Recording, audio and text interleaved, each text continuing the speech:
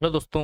बिहार शिक्षक भर्ती टीआरई 4.0 की संपूर्ण जानकारी, जिसमें टीआरई 4.0 की तैयारी आपको कैसे करनी है, विज्ञापन टीआरई 4.0 का कब तक आ सकता है, क्या 2024 और 26 वालों को मौका मिलेगा, एज में आपको एज में आपको छूट मिलेगी या नहीं मिलेगी, विज्ञापन कब तक आएगा, गेस्ट टीचर जो कौन कौन से सब्जेक्ट्स में है, डोमिसाइल का इस भर्ती पर क्या प्रभाव पड़ेगा। मैं बार बार क्यों कहता हूं कि 11 12 में पीजीटी में आसान सिलेक्शन है।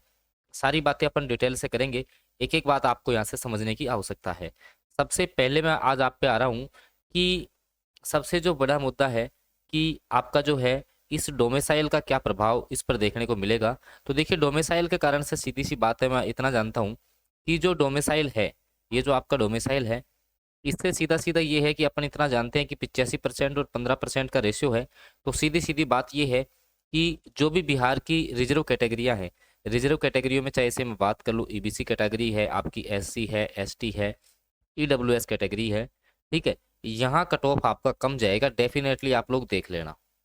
फिर 15% में आपके अन्य राज्य वाले बच्चे आते हैं, तो यूआर जो कैटेगरी है, इस बार आपको कट ऑफ थोड़ा सा जो है वो ज़्यादा देखने को मिलेगा। ये तो आपका डोमिसाइल प्रभाव दिखाएगा। दूसरा, 35% अलग से महिला आरक्षण है। तो जो महिलाएं हैं उनका थोड़ा सा सिलेक्शन जो है वो इस भर्ती में आसान रहेगा पुरुषों के मुकाबले। ठीक है, ये बात हो गई।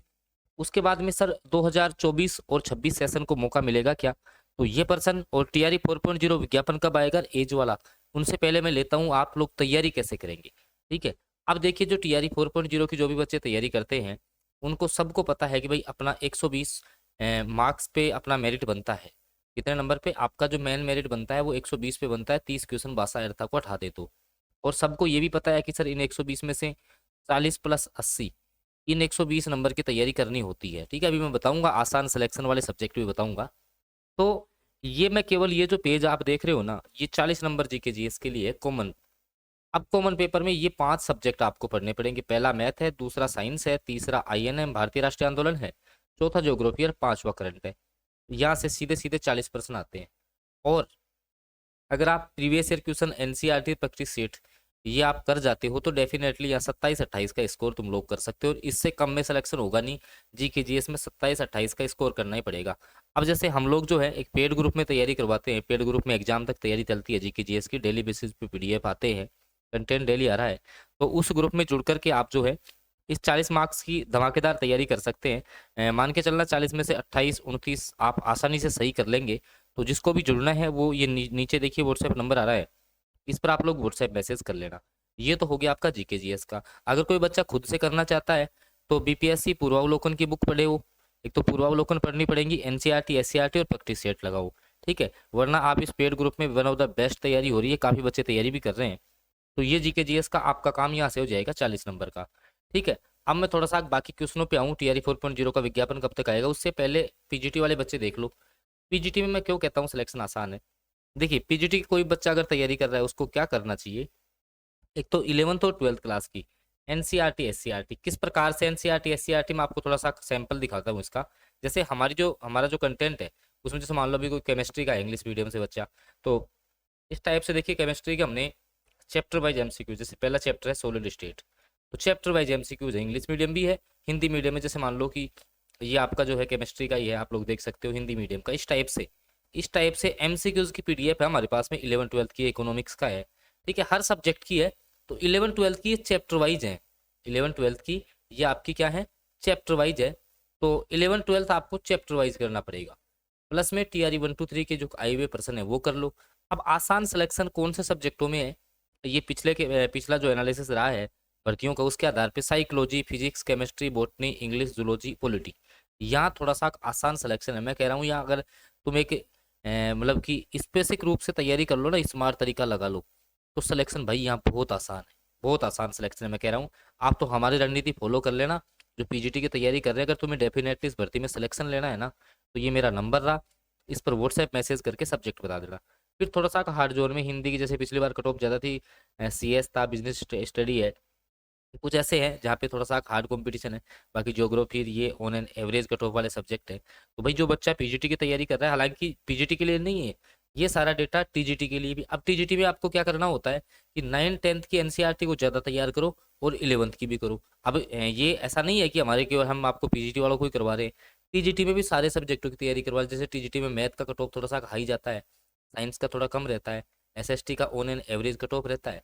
तो ऐसा नहीं है कि हम लोग पीजीटी वाले बच्चों को ही करवा रहे हैं, टीजीटी वाले बच्चों के लिए भी है। 6 to 8 वाले बच्चे, अभी मेरा नया वीडियो पड़ा हुआ है, जा करके देख लेना, कि जो आपका मतलब सीटेट है उसके कारण से काफ़ी कुछ फर्क पड़ेगा 1 to 5 में और 6 to 8 में। और 1 to 5 का सिलेबस बहुत बड़ा है, तो 6 to 8 वाला बच्चा में जैसे मान लो math science SST Hindi English जिससे भी तैयारी कर रहा है, उसका भी सारा कंटेंट है हमारे पास में। पीआरटी वाले बच्चों को भी स्पेशल रूप से तैयारी करवा रहे हैं हम।